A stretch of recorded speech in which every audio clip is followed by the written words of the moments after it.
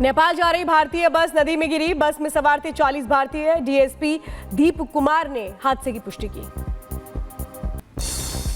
नेपाल में दर्दनाक सड़क हादसा, 14 लोगों की मौत। पोखरा से काठमांडू जा रही थी बस, रेस्क्यू ऑपरेशन जारी।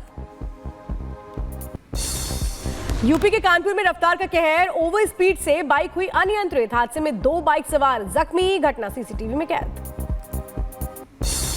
एमपी के इंदौर में फार्म हाउस की छत गिरने से हादसा, छत के नीचे दबने से 5 लोगों की मौत, रेस्क्यू जारी। संजय रॉय को कोर्ट लेकर पहुंची सीबीआई और कोलकाता पुलिस की टीम। कड़ी सुरक्षा के बीच आरोपी संजय रॉय लाया गया कोर्ट। पीएम मोदी की यूक्रेन पहुंचने का वीडियो सामने आया। यूक्रेन भारत द्विपक्षीय संबंधों के इतिहास में पहली बार कीव पहुंचे प्रधानमंत्री नरेंद्र मोदी। कीव में भारतीयों से मिले प्रधानमंत्री मोदी। लोगों ने प्रधानमंत्री मोदी का किया स्वागत, लगाए मोदी मोदी और भारत माता के नारे।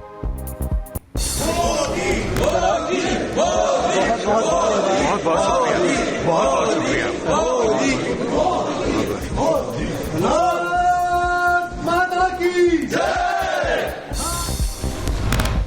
दिल्ली में बीजेपी का विरोध प्रदर्शन, वृद्धा पेंशन की मांग को लेकर केजरीवाल सरकार के खिलाफ प्रदर्शन।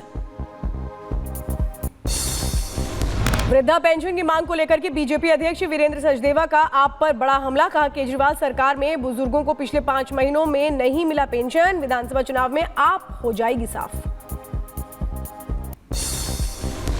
वृद्धा पेंशन पर बोली मंत्री आतिशी, कहा कि पिछले कुछ महीनों से 1 लाख बुजुर्गों को पेंशन नहीं मिल रही थी। केंद्र सरकार ने रोक रखी थी पेंशन।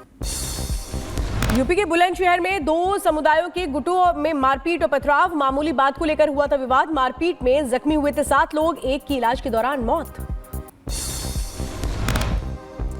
गाजियाबाद मेट्रो में जमकर चले लात घूंसे, मामूली कहासुनी को लेकर 2 युवकों में हाथापाई होगी। वीडियो सोशल मीडिया पर तेजी के साथ हो रहा वायरल। उत्तर प्रदेश के बदायूं में कार सवार दंपति और बच्चों पर ग्रामीणों का हमला। जान बचाकर भागे कार सवार, वीडियो सोशल मीडिया पर वायरल।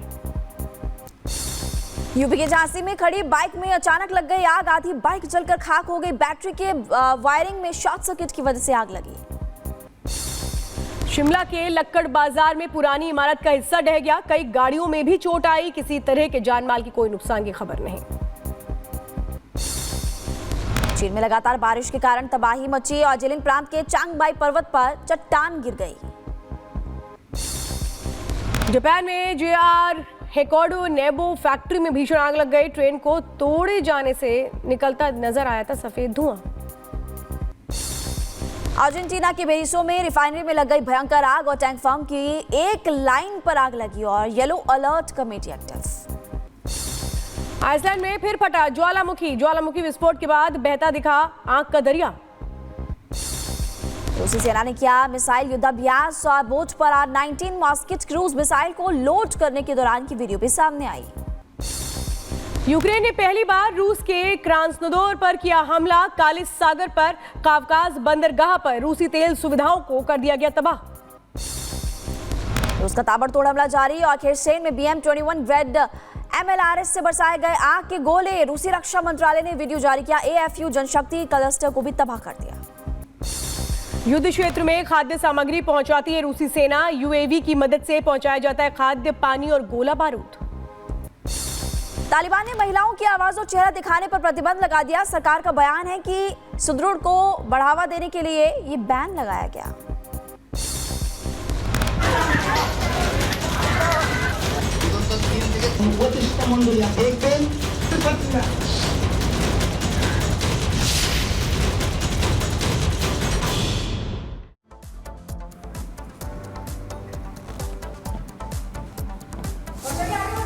बांग्लादेश की करेंगे, जहां लगातार हिंदुओं को अभी भी टारगेट किया जा रहा है। अल्पसंख्यकों के साथ घटनाएं जैसे आम हो गई हैं। 5 अगस्त के बाद आए दिन इस तरह की घटनाएं सामने आ रही है। ऐसा लग रहा है कि जो अंतरिम सरकार बनी है या जो प्रधानमंत्री हैं यूनुस, ये सारी चीजें संभाल नहीं पा रहे हैं और सिर्फ बातों से, लफाजी से एक तरह से माहौल बनाने की कोशिश कर रहे हैं। क्योंकि भारत से भी बात के दौरान उनकी तरफ से कहा गया था कि अल्पसंख्यकों पर अब हमले नहीं होंगे। रिपोर्ट आपको दिखाते हैं।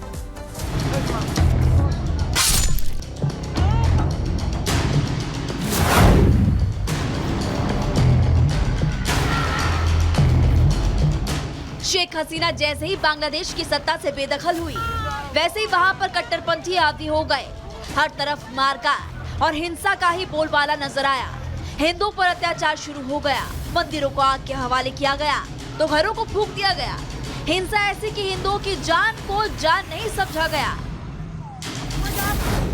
करीब 15 दिन से ज्यादा हो चुके हैं, हिंदुओं पर हमले अभी भी जारी हैं। पंचगढ़ में उपद्रवियों ने कई हिंदुओं के घरों को फूंक दिया, जिससे इलाके में दहशत का माहौल है। सिर्फ घर ही नहीं, मंदिर भी निशाने पर है। बारिशाल इलाके में रात को उत्पादियों ने एक प्रसिद्ध हिंदू मंदिर में आग लगा दी। आग के कारण मंदिर क्षतिग्रस्त हो गया। बांग्लादेश के ब्राह्मण बारिया में हद तक पार हो गए जब एक युवक सुशांत को उसके दोस्त आशिक ने घर आकर बुलाया, बाहर ले गया और हत्या कर दी। सुशांत का शव सुबह मेघना नदी के किनारे बरामद हुआ। परिवार का आरोप है कि पड़ोसी और साथ रहने वाले मुस्लिम युवक ने उसकी हत्या कर दी है। बांग्लादेश में दिन पर दिन हालात बद से बदतर होते जा रहे हैं।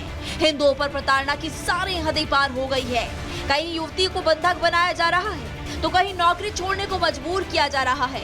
ढाका के रेड क्रिसेंट नर्सिंग कॉलेज के प्रोफेसर सोनाली रानीदास से किस तरह से जबरन इस्तीफा लिया गया वो उन्होंने खुद बताया।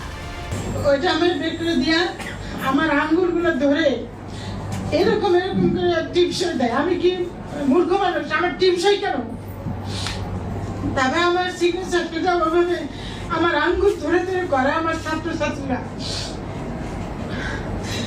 পরে আমি যদি আমি চিকিৎসা না করি তাহলে আমাকে ফিজিক্যাল হ্যারাসমেন্ট করবে। কারণ बांग्लादेश में बेलगाम होते हालात को देखते हुए भारतीय उच्चायुक्त प्रणय वर्मा ने भी मुलाकात की, जिसमें दोनों देशों के बीच शांति, सुरक्षा और विकास को लेकर बात हुई।